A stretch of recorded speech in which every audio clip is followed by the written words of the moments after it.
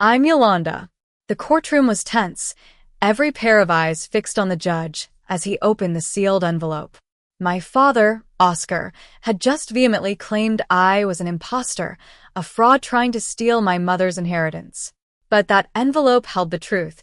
15 years of my life he'd tried to erase. My mother, Lily, was a quiet and gentle soul. She worked as a librarian in our small town, finding joy in the world of books. She saved every penny she could, putting aside small amounts over the years into a secret savings account. Oscar, on the other hand, was a proud and stubborn man. He owned a small construction business, but his overconfidence and poor financial decisions often landed him in trouble. When I was 17, I received a letter of acceptance from a prestigious art school, along with a partial scholarship. I was overjoyed and rushed to show it to Lily. She sat at the kitchen table, her eyes lighting up as she read the letter. "This is wonderful, Yolanda. You've always had such a gift for art," she said, her voice filled with pride. But when Oscar came home, everything changed. He read the letter with a scowl on his face. "Art school? That's a waste of time and money. I need you to work at the construction site." "We need the help," he growled. I told him I was determined to go to art school. He pushed the letter back at me, as if it was something dirty. "You either work for me or you leave this house," he said coldly. Lily stood up, her eyes pleading. "Oscar, please. This is her dream." But Oscar wouldn't listen. His word was final. That night, I packed a small bag with some clothes, the acceptance letter, and a little bit of money I'd saved. As I walked out the door, Oscar said, "Don't ever come back." I went to my Aunt Iris's house. Iris was a warm-hearted woman who took me in without hesitation.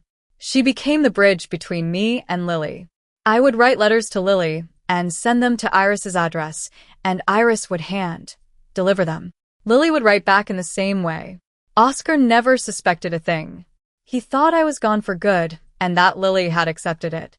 At 18, I joined the military as an art-related intelligence analyst. I was good at my job, using my artistic skills to analyze and interpret visual data. I was deployed several times, earning commendations for my work.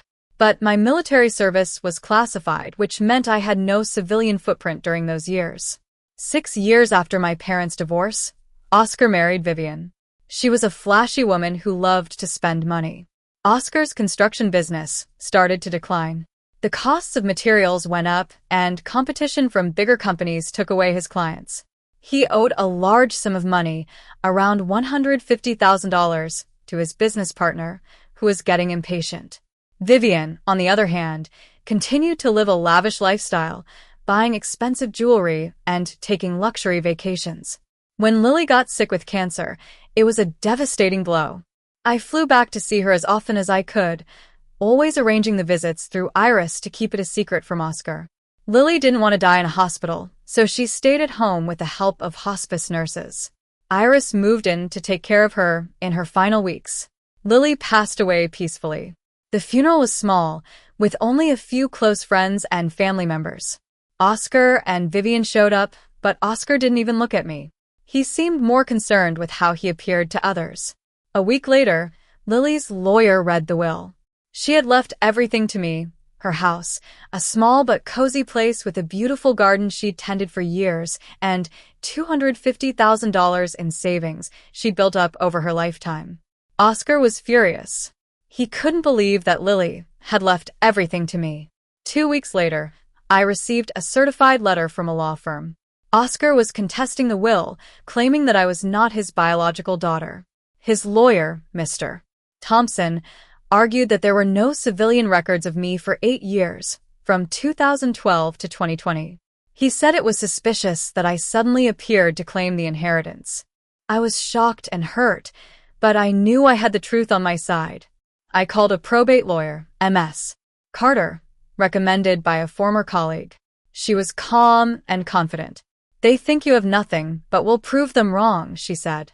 I gathered all the evidence I could: my military discharge papers, civilian ID, passport, and the stack of letters I'd exchanged with Lily over the years. M.S. Carter studied the evidence carefully. "Their case is built on the gaps in your civilian records.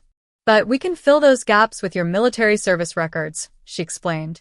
As the court date approached, Oscar and Vivian started spreading rumors in town. They told everyone that I was an impostor, a stranger trying to steal Lily's money. People started to look at me differently. At the grocery store, the cashier gave me a strange look, and I heard whispers behind my back. But I remained silent. I knew that in the end, the truth would come out. Ms. Carter filed a request for my military service records.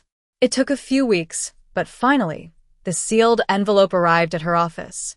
It contained all the proof I needed: fingerprint verification, DNA confirmation, and a detailed assignment timeline for my military service. On the day of the court hearing, I was nervous but determined. Oscar and Vivian arrived in a fancy car, looking confident. Mr. Thompson carried a thick folder of papers, ready to present his case. Oscar took the stand first.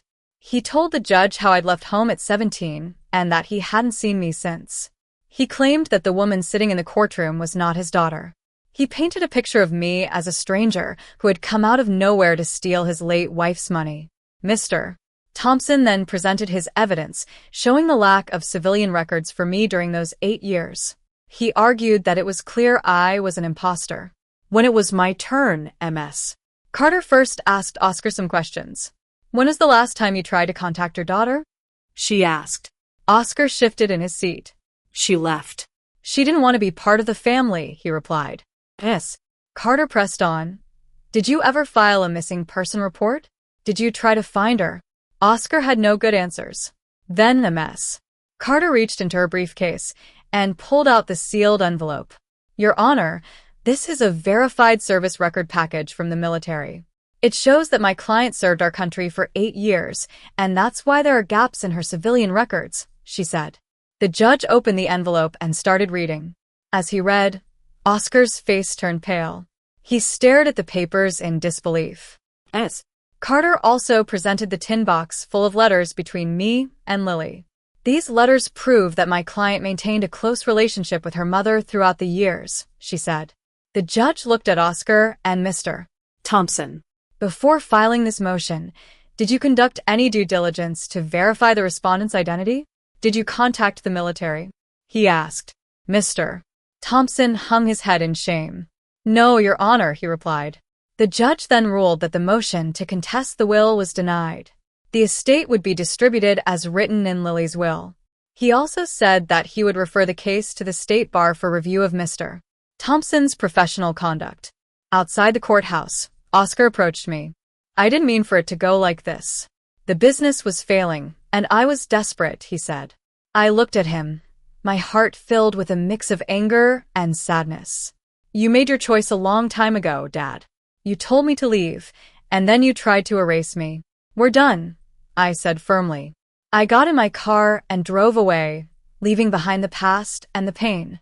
2 weeks later, I went back to Lily's house. The porch light was on, just as I'd asked Iris to keep it. I sat in the rocking chair, looking at the street. I pulled out one of Lily's letters from the tin box. "My dear Yolanda, you've always been so strong and brave. I'm so proud of you," it read. I closed my eyes, feeling the warmth of the sun on my face. I knew that Lily's love and the truth would always be with me, and I was ready to move forward with my life.